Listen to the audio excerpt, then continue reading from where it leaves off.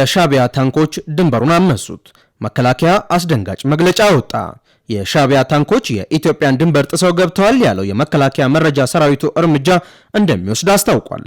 የህወሓት አመራሮች በበኩላቸው ጦርነት ታውጆብናል ሲሉ ጠንከር ያለ መግለጫ አውጥተዋል። የህወሓት ጦር አመራሮች በአንድ ሳምንት ጊዜ ውስጥ አዲስ አበባ እንገባለን የሚል መመሪያ ማውረዳቸው ተሰምቷል።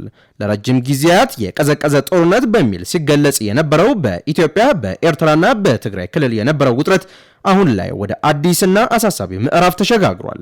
የጥቂት ቀናት ክስተቶች የአካባቢውን የኃይል ሚዛን በመናድ መላውን ምስራቅ አፍሪካን ወደማይገመት አደጋ ገፍተውታል። የሰላም እርምጃዎች ሁሉ የተመናመኑ በሚመስሉበት በዚህ ወቅት የኢትዮጵያ የኤርትራና የህወሓት የሶስትዮሽ ፍጥጫ ወደ ከፍተኛ ወታደራዊ ግጭት ማምራቱ ዓለም አቀፉን ማህበረሰብ አስደንግጧል። የኢትዮጵያ መከላከያ ሰራዊት ይህንን የድንበር ጥሰት አስመልክቶ በወጣው መግለጫ ሰራዊቱ ምላሽ ለመስጠት ዝግጁ መሆኑን አሳውቋል። ይህ ማለት የሁለቱ ሀገራት ወታደራዊ ግንኙነት ከዚህ በፊት ከታየው የባሰ የከፋ ደረጃ ላይ አድርሶታል። ነገር ግን ውጥረቱ በዚህ ብቻ አያበቃም። የትግራይ ክልልም በከፍተኛ ወታደራዊ ዝግጅትና የፖለቲካ ውጥረት ውስጥ ይገኛል። በዶክተር ደብረጽዮን ገብረ ሚካኤል የሚመራው የትግራይ ሴንትራል ኮማንድ ፖስት ከወታደራዊ አመራሮች ጋር ጥልቅ ግምገማ ካደረገ በኋላ ጦርነት ታውጆብናል የሚል የክተት አዋጅ የሚመስል መግለጫ አውጥቷል። ይህንንም ተከትሎ ደግሞ የህወሓት ጦር አመራሮች ከማንኛውም ትንበያ በላይ የሆነ አስደንጋጭ መመሪያ ለታችኛው ሰራዊታቸው ማውረዳቸው ተሰምቷል። በአንድ ሳምንት ጊዜ ውስጥ አዲስ አበባ እንገባለን የሚል መመሪያ ይዛቻ ነው ወይስ በደንብ የታቀደ ወታደራዊ ስልት የሚለው ጥያቄን ፈጥሯል። መንግስት በበኩሉ ዝምታን አልመረጠም። ከ4 ኪሎ ቤተ መንግስት የወጡ መረጃዎች ጠቅላይ ሚኒስትር አብይ አህመድ ባወጡት ትዕዛዝ የኢትዮጵያ መከላከያ ሰራዊት ወደ ትግራይ ክልል እንዲገባ ማዘዛቸውን አመላክቷል። ሰራዊቱ መቀሌንና ሌሎች የትግራይ ዋና ከተሞችን በመቆጣጠር ትግራይን አቋርጦ ወደ ኤርትራ ድንበር እንደሚያመራም ተጠቁሟል። ከ4 ኪሎ ቤተ መንግስት ለትግራይ ክልል ፕሬዝዳንት ታደሰ ወረደ በተሰጠው መመሪያ ሰራዊቱ ላይ ትንኮሳ እንዳይፈጸም አስጠንቅቋል። በዚህ ውስብስብና እጅግ አሳሳቢ ወቅት የኢትዮጵያ እጣ ፈንታ ወዴት እያመራ ነው?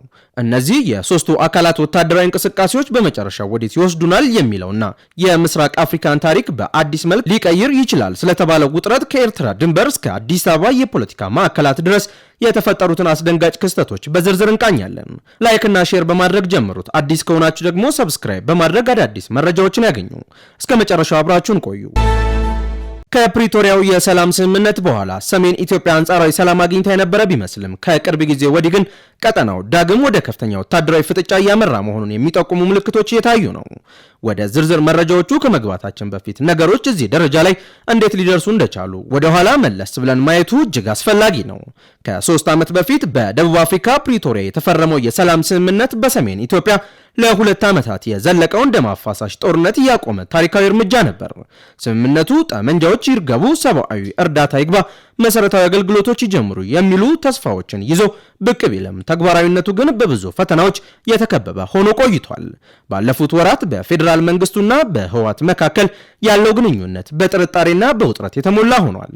የህወሓት ትጥቅ አለመፍታት፣ የይገባኛል ጥያቄ የሚነሳባቸው የአማራና የትግራይ አወዛጋቢ ቦታዎች ጉዳይ እንዲሁም በክልሉ ውስጥ ያለው የፖለቲካ ክፍል የሰላም ሂደቱን ደካማ አድርገውታል። ከሁሉም በላይ ደግሞ በፕሪቶሪያው ስምምነት ወቅት በውጭ ታዛቢነት የተቀመጠችው ኤርትራ አሁን ድረስ በድንበር አካባቢዎች ያላት ወታደራዊ ተሳትፎና ተጽዕኖ አልቀነሰም። እንዲያውም ከቅርብ ጊዜ ወዲህ በኢትዮጵያና በኤርትራ መካከል ያለው ዲፕሎማሲያዊ ግንኙነት እየሻከረ መምጣቱና የኢትዮጵያ የባህር በር ጥያቄ ቀጠናውን ወደ አዲስ ስጋት ከቶታል። ስለዚህ ዛሬ የምንሰማው የሻዕቢያ ታንኮች ድንበር ጥሰው ገቡ የሚለው መረጃም ሆነ የህወሓት ጦርነት ታውጆብናል የሚለው ጩኸት በድንገት የተከሰቱ ሳይሆኑ ከፕሪቶሪያው ስምምነት ማግስት ጀምሮ ሲብላላ የቆየው የፖለቲካና የወታደራዊ ፍጥጫ ውጤቶች ናቸው። ይህ ፍጥጫ አሁን መልክ ቀይሮ ወደ ግልጽ ጦርነት አዝማሚያ ተሸጋግሯል። ውጥረቱ ባየለበት በዚህ ወቅት የሻዕቢያ ታንኮች የኢትዮጵያን ድንበር ሰብረው መግባታቸው ተገልጿል። የሻዕቢያ ታንኮች የኢትዮጵያን ድንበር ጥሰው ገብተዋል ያለው የመከላከያው መረጃ ሰራዊት እርምጃ እንደሚወስድም አስታውቋል። አንድ የኢትዮጵያ መከላከያ ሰራዊት ከፍተኛ አዛዥ ለአፍሪካ ሪፖርት እንደገለጹት የኤርትራ ሰራዊት ከድንበር አካባቢዎች ባለፈ በትግራይ ክልል ወሳኝና ስትራቴጂካዊ ስፍራዎች ላይ ሰፍሮ ይገኛል ሲሉ ተናግረዋል። ከባድ መሳሪያ የጫኑ የኤርትራ ሰራዊት የጦር ጭነቶች በባድመ በኩል ወደ ትግራይ የገቡ መሆናቸውን የተናገሩት የጦር አዛዡ የኤርትራ መንግስት ከዚህ ድርጊቱ መቆጠብ አለበት ሲሉ አስጠንቅቀዋል። ከዚሁ ጋር ተያይዞ ከትናንት በስቲያ አርብ ሌሊት ከ7 ሰዓት ጀምሮ ከፍተኛ የኤርትራ ሰራዊት ወታደራዊ እንቅስቃሴ ሲያደርግ እንደነበርም ታውቋል። በዚህም የኤርትራ ሰራዊት በክፍለ ጦር ደረጃ ወደ መሃል ትግራይ ተንቤን አብይ አዲ ከተማ የገባ ሲሆን የጦሩ የተወሰነ ክፍል በአብይ አዲ በሚገኘው ራስ አሉላ አባ ነጋ ትምህርት ቤት ውስጥ፣ ቀሪው ደግሞ በመምህራን ኮሌጅ አቅራቢያ ጉና ተብሎ በሚጠራው የትራንስ መጋዘን አካባቢ ሰፍሯል። በተጨማሪም ሜካናይዝድና ከባድ መሳሪያዎችን የታጠቀ ሌላኛው የጦር ክፍል ጭኔ ተብሎ በሚጠራው ስፍራ መመሸጉ ተገልጿል። የሻቢያ ታንኮች ድንበር ጥሰው መግባታቸው ተራ ወታደራዊ ትንኮሳ አይደለም።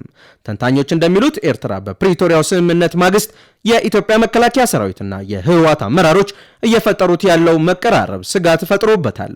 ሻቢያ ራሴን መከላከል አለብኝ በሚል ስሌት ቀድሞ ጥቃት ለመሰንዘር ወይም ስልታዊ ቦታዎችን ለመያዝ እየሞከረ ሊሆን ይችላል። መከላከያ እርምጃ ወስዳለው ማለቱ የሰላም አማራጭ ተዘግተው ወደ ወታደራዊ ግጭት መሸጋገሩን የሚያሳይ ቀይ መስመር ነው። ይህ ግጭት ከቀጠለ ቀጠናዊ ጦርነት የመሆን እድሉ ሰፊ ነው። በሌላ በኩል የህወሓት ጦርነት ታውጆብናል በማለት አዲስ መግለጫ አውጥቷል። የህወሓት ጦር ከሻቢያ ጋር በመሆን በአጭር ቀን መንግስት እንገለብጣለን በማለት ህዝቡ ላይ ፕሮፓጋንዳ እየሰራ መሆኑን ከዛው የሚወጡ መረጃዎች ያመላክታሉ። ህወሓት የካቲት 11 ቀን የሚከበረውን 51ኛ ዓመት የምስረታ በዓሉን አስመልክቶ አሜሪካ ለሚገኙ ደጋፊዎቹ ባሰራጨው መረጃ የፌዴራል መንግስቱ የትግራይን ህዝብ ዳግም ለማጥፋት የሚያደርገውን ወታደራዊ ዝግጅት እንድታወግዙት ይጠበቃል ብሏል። በሌላ በኩል የህወሓት ጦር በሳምንት ውስጥ አዲስ አበባ እንደሚገባ አስታውቋል። በትግራይ የተቋቋመው ሴንትራል ኮማንድ ፖስት የተለያዩ መመሪያዎችን እያወረደ ሲሆን የህወሓት ጦር ከሻቢያ ጋር በመሆን በአጭር ቀን መንግስት እንገለብጣለን በማለት ህዝቡ ላይ ፕሮፓጋንዳ እየሰራ መሆኑን ከዛው የሚወጡ መረጃዎች ያመላክታሉ።